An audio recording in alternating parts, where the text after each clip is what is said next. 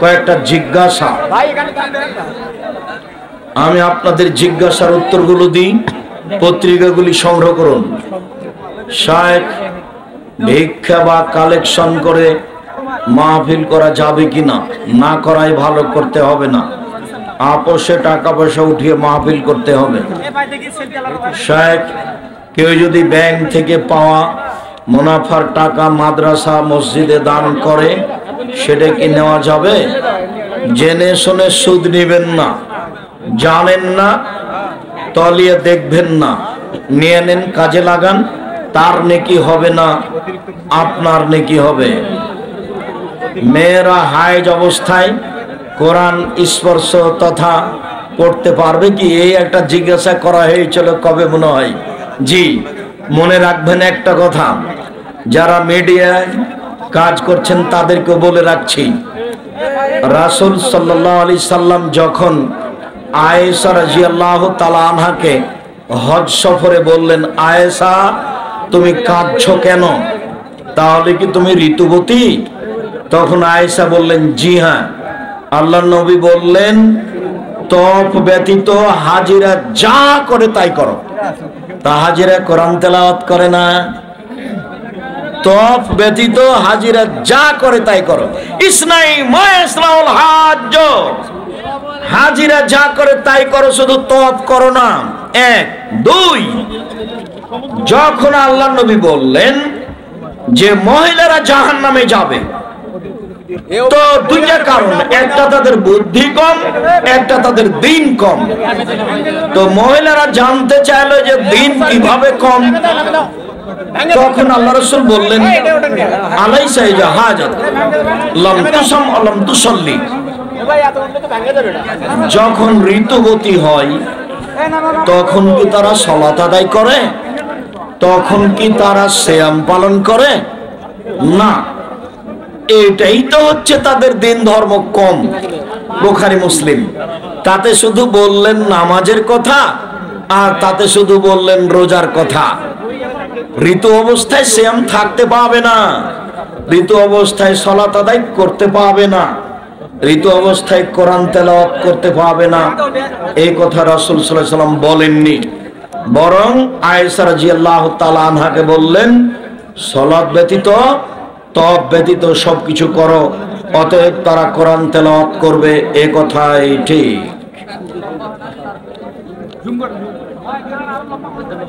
Cigarette খাওয়া নাকি মাকরু, তাহলে কি সিগারেট খাইলে নামাজ কবুল হবে? মাকরু মানে তো খারাপ, মাকরু মানে হারাম, ও তো হারাম খাদ্য, ইবাদত কবুল হবে না। জানাজার সালাতে সানা ও সূরা ফাতিহা পড়তে হবে কি? সূরা ফাতিহা পড়তে বাধ্য, সানা পড়তে হবে না। আল্লাহু আকবার, আউযু বিল্লাহি বিসমিল্লাহ, সূরা ফাতিহা, বিসমিল্লাহ অন্য একটা সূরা, আল্লাহু আকবার দুরুদে ইব্রাহিম, আল্লাহু আকবার বিশেষ দোয়া, আল্লাহুম্মা গফির লাহু ওয়ারহামহু শেষ। আসসালামু আলাইকুম ওয়া রাহমাতুল্লাহ। আসসালামু আলাইকুম ওয়া রাহমাতুল্লাহ। মাটি দেওয়ার সময় বিসমিল্লাহ বলে মাটি দিবে, মিনা খালাকুম বাতিল, বিদআত। শেখ আপনি এক বক্তব্যে বলেছেন কাবা ঘর হিন্দুদের টাকায় তৈরি। হ্যাঁ, তো ঠিকই বলেছি। তো মুহাম্মদ সাল্লাল্লাহু আলাইহি সাল্লামের বাপ চাচারা কাবা ঘর তৈরি করেছেন, তারা কি মুসলমান ছিল? তারা ছিল পৌত্তলিক মূর্তি পূজক। কাবা ঘরে 360টা মূর্তি ছিল, তাহলে অমুসলিমেরাই কাবা ঘর তৈরি করেছে, এ কথাই ঠিক। হিন্দুর টাকা দিয়ে ইফতার করা যাবে, হিন্দুর টাকা দিয়ে মসজিদ নির্মাণ করা যাবে।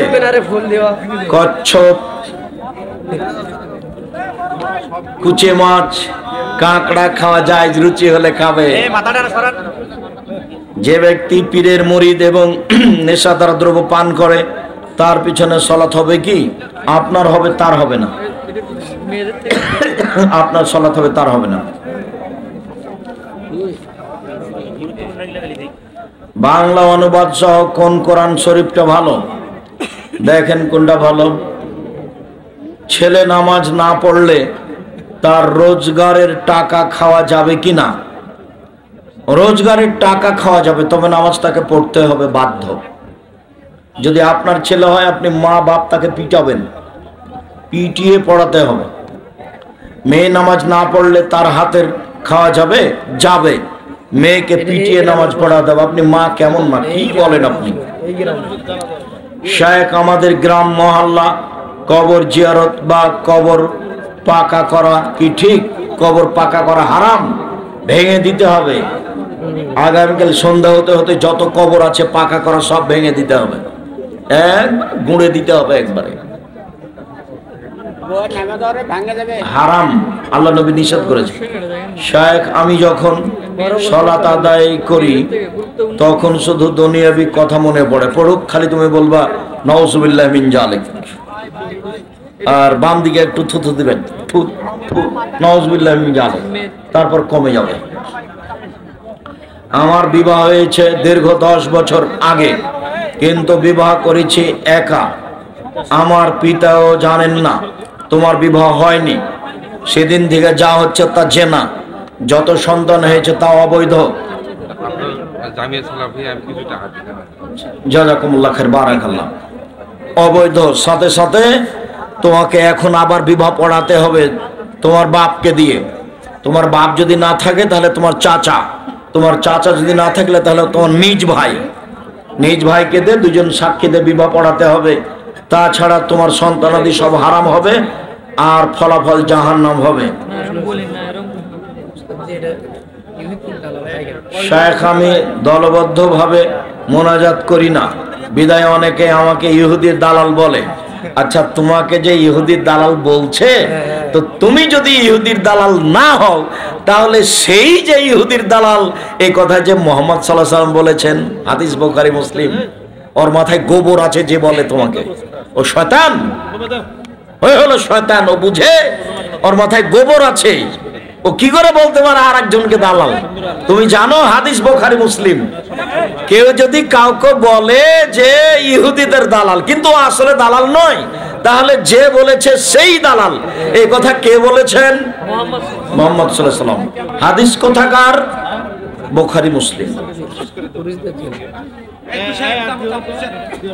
হস্তমৈথুন করা যাবে কি? হারাম, জেনা, খুব সাবধান। এটা হলো গোপন পাপ।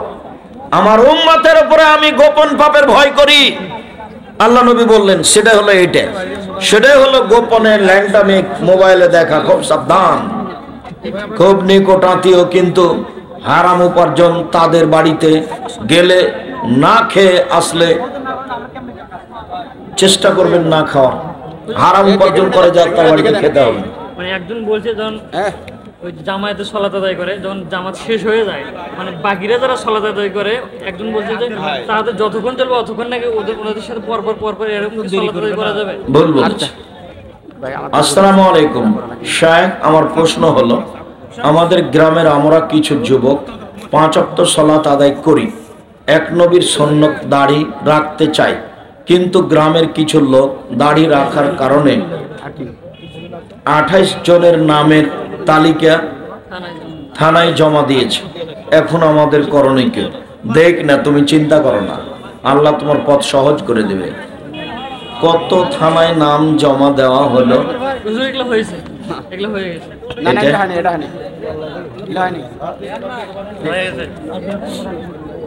ওস্তাজি, ভুল তেলাওয়াত করলে তার পিছনে সালাত হবে? হবে। জিন ছাড়ানোর জন্য বাড়ির চারপাশে লোহা পুঁতে দেওয়া যাবে? যাবে না, কাবিরা গুনাহ। যে ঘরে ভয় পাচ্ছে ওই ঘরে সূরা বাকারার শেষ 2 আয়াত পড়তে হবে প্রায় দিনই জোরে, রাতে এশার সালাতের পরে, তাহলে জিন চলে যাবে।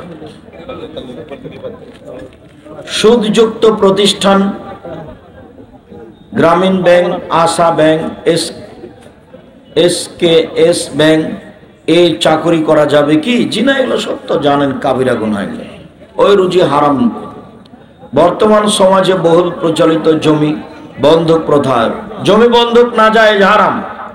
সুদ, জমি লিজ জায়েজ, লিজ খেয়ে শেষ। লিজ বুঝেন না? যাকে চাঁপানগঞ্জের ভাষাতে বলে ঠিক আছে, খাই খালাসি, খেয়ে শেষ। শায়েখ, সহশিক্ষা ইসলামের কতটুকু জায়েজ? একটুকু জায়েজ নয়। শুকরিয়া, জাযাকুমুল্লাহ খাইর। আল্লাহ আমাদের যারা মারা গেছে তুমি তাদের কবরের শাস্তি মাফ করো। লাশ রাখা সঠিক নিয়ম। যারা আমরা অসুস্থ তুমি তাদের আরোগ্য দান করো। যারা আমরা বেঁচে আছি তুমি তাদেরকে তোমার রাসূলের পদ্ধতি অনুযায়ী চলার তৌফিক দান করো। তোমার দরবারে জল